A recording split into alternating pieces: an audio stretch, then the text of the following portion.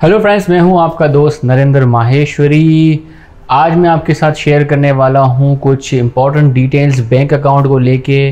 तो आज मैं आपको बताऊंगा कि अगर आप अपनी प्राइवेट लिमिटेड कंपनी अपने रिसेंटली खुलवाई है और बैंक अकाउंट आप खुलवाना चाह रहे हो तो बैंक अकाउंट वो आप कैसे खोल सकते हो अपनी प्राइवेट लिमिटेड कंपनी का। उसके लिए क्या डॉक्यूमेंट आपको चाहिए होंगे, वो डॉक्यूमेंट आप कैसे अरेंज करोगे और बैंक अकाउंट खुलने में कितना टाइम लगेगा, क्या प्रोसीजर होगा, तमाम चीज़ें जो है वो आज हम इस वीडियो के अंदर जो है वो डिस्कस करने की कोशिश करेंगे और आपको समझाएंगे तमाम चीज़ें कि आप अपना प्राइवेट लिमिटेड कंपनी का अकाउंट कैसे खोल सकते हो।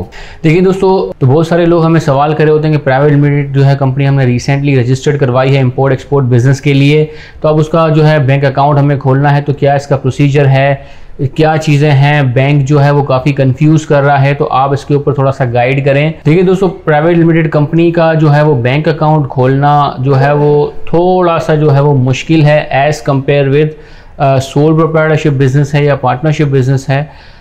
उसके कंपैरिजन में जो प्राइवेट लिमिटेड कंपनी का जो अकाउंट अगर आप बैंक में खुलवाने के लिए जाते हो तो उसका जो प्रोसीजर है वो थोड़ा सा कॉम्प्लेक्स है, ड्यूरेशन भी ज़्यादा होती है, क्योंकि जो कॉर्पोरेट अकाउंट है बैंक उसके अगेंस्ट जो है काफ़ी स्ट्रिक्ट है, उसके रूल्स काफ़ी स्ट्रिक्ट हैं, तो प्रोसीजर जो है थोड़ा सा लंबा हो जाता है इसके अंदर खुलवाने के अंदर।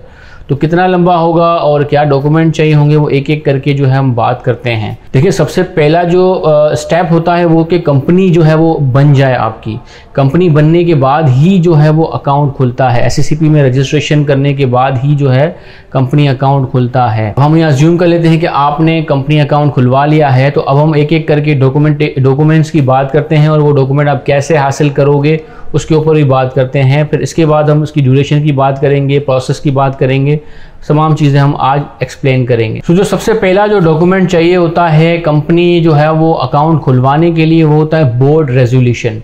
बोर्ड रेजोल्यूशन का जो है फॉर्मेट जो है वो मैं आपको शेयर कर दूंगा इस वीडियो के डिस्क्रिप्शन में। नीचे उसका जो फॉर्मेट है वो मैं शेयर कर दूंगा। आपने जस्ट उसमें अपनी चीज़ें फिट करनी है, कंपनी का नाम और अपनी चीज़ें डालने के बाद आपने अपनी कंपनी के जो लेटर हेड है उसके ऊपर प्रिंट कर देना है, तो ये बोर्ड रेजोल्यूशन हो जाएगा। बोर्ड रेजोल्यूशन के बाद जो है वो है मेमोरेंडम ऑफ एसोसिएशन आपको चाहिए होगा। ये आपको कहाँ से मिलेगा? ये जब आप एससीसीपी से कंपनी रजिस्टर्ड करते हो तो एससीसीपी ये आपको देती है, तो ये जिससे आपने कंपनी रजिस्टर्ड करवाई है वो आपको देगा। अगर आपने खुद की है तो आपको एससीसीपी से ये डॉक्यूमेंट उठाने पड़ेंगे। और इसी तरीके से जो है वो आर्टिकल ऑफ एसोसिएशन जो है वो भी आपको चाहिए होगा और वो भी आपको एससीसीपी से मिलता है कंपनी रजिस्टर्ड करने के अगेंस्ट। दोबारा मैं कह रहा हूँ, अगर आपने खुद ने रजिस्टर्ड किया है तो आपको एससीसीपी से ये डॉक्यूमेंट उठाने पड़ेंगे।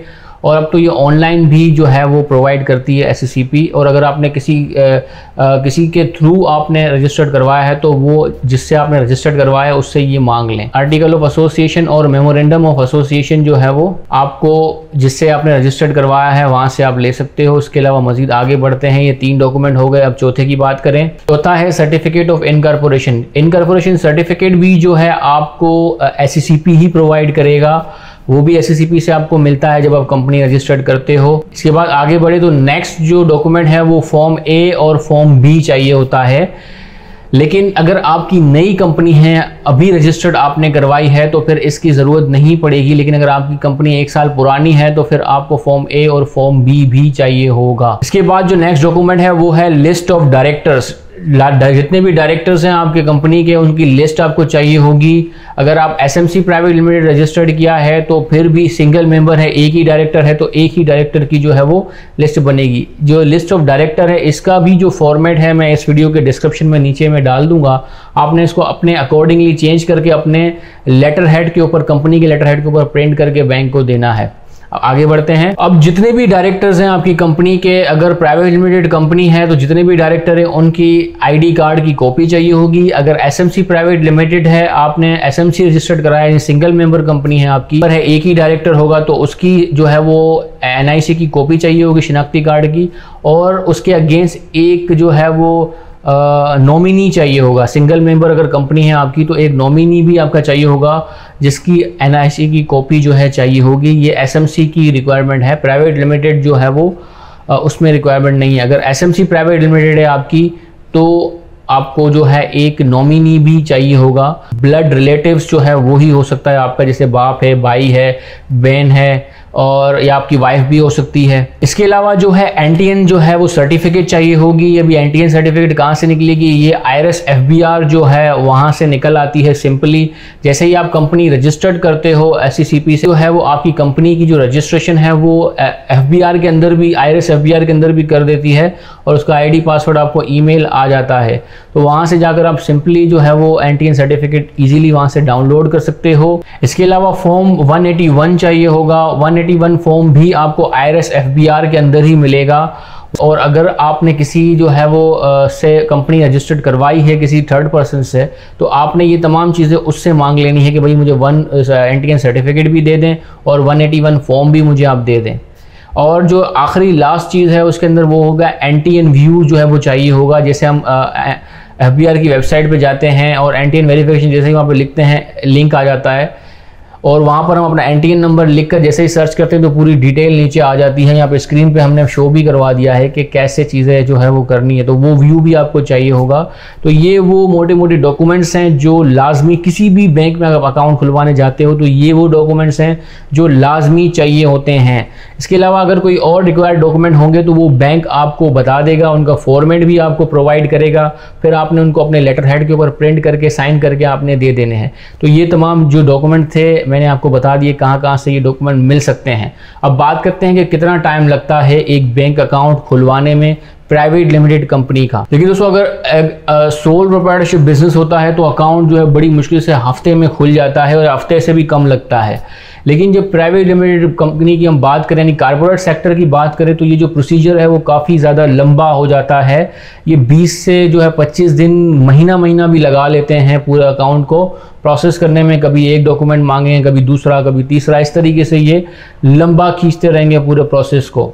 और इसकी फ़ीस भी वो आपसे लेंगे। एससीसीपी की जो डॉक्यूमेंट है, आर्टिकल ऑफ एसोसिएशन है, मेमोरेंडम ऑफ एसोसिएशन है और इनकॉर्पोरेशन सर्टिफिकेट है, ये तमाम चीज़ें जो है वो वेरीफाई कराएंगे एससीसीपी से। बैंक जो है वेरीफाई करवाता है एससीसीपी से कि आपने जो दिए हैं वो सही है कि नहीं। और जो उसकी वेरिफिकेशन फ़ीस है 1000 रुपये, ये भी आपसे कैश लेंगे। तो उसका प्रोसेस है जो है, हमें अपना अकाउंट खुलवाने के अंदर मैं कह रहा हूँ कि 30 दिन लगभग लग चुके, पूरा 1 महीना लग गया था पूरे इस अकाउंट को खुलने में, एक्टिवेट होने में 30 दिन जो है वो हो गए थे।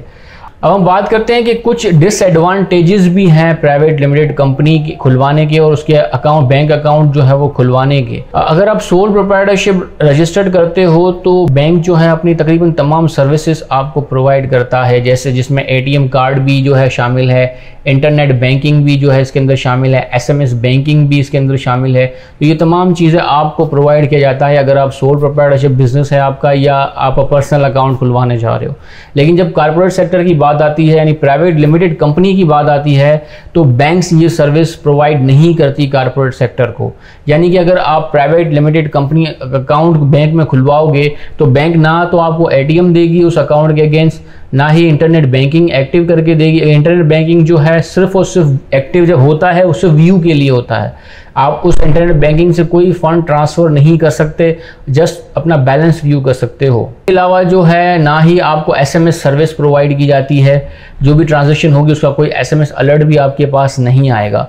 तो बाकी जितने इसके बेनिफिट्स हमने देखें तो उसका एक ये डिसएडवांटेजेस भी हमने यहाँ पर देखें। हमें इसको स्टार्टिंग में इसको मैनेज करना बड़ा मुश्किल हुई इस अकाउंट को हमारे लिए, क्योंकि जो है बैलेंस वेरीफाई करने के लिए बार बार आपको जो है कॉल करना पड़ता है इनके हेल्पलाइन पर। वहाँ से पता लगता है कि जो ट्रांजैक्शन है वो अमाउंट आपके अकाउंट में आ गई कि नहीं आ गई। फिर बड़ी मुश्किल से जो है वो हमने इंटरनेट बैंकिंग जो है अवेल की बैंक से, वो भी जस्ट व्यू के लिए मिली। उसके लिए भी जो है वो इतनी बड़ी अंडरटेकिंग देनी पड़ी हम लोगों को। पता नहीं क्यों बैंक्स जो है कॉर्पोरेट सेक्टर को ये तमाम चीज़ें नहीं दे रही, मुझे नहीं पता। आपको पता है तो वो कमेंट्स में ज़रूर बताइएगा कि ये क्यों नहीं दे रही। अब बात करें प्रोसेस की कि ये डॉक्यूमेंट जो मैंने आपको बताया, ये तमाम डॉक्यूमेंट जो है आपने कलेक्ट करके लेके बैंक में चले जाना है और बैंक के कहना है कि भाई हमें अपने जो ये बिजनेस हमने रजिस्टर्ड किया है, कंपनी रजिस्टर्ड की है, इसका कंपनी अकाउंट खुलवाना है। तो कंपनी बैंक वाले जो है आपको मज़ीद गाइड कर देंगे और आपका अकाउंट जो है वो उसका प्रोसेस जो है वो स्टार्ट कर देंगे। तो दोस्तों उम्मीद है तमाम चीज़ें अब आपको समझ में आ चुकी होंगी कि कैसे आप अपना कंपनी का बैंक अकाउंट खुलवा सकते हो। सो उम्मीद है ये वीडियो आपको अच्छा लगा होगा। अगर अच्छा लगा हो तो उसको लाइक करना ना भूलें और हाँ, हमारे चैनल को सब्सक्राइब करना ना भूलें। हमारे चैनल को सब्सक्राइब करें, हमें आपके सपोर्ट की बहुत ज़्यादा ज़रूरत है। तो अपना बहुत बहुत ख्याल रखिएगा। अल्लाह हाफ़िज़।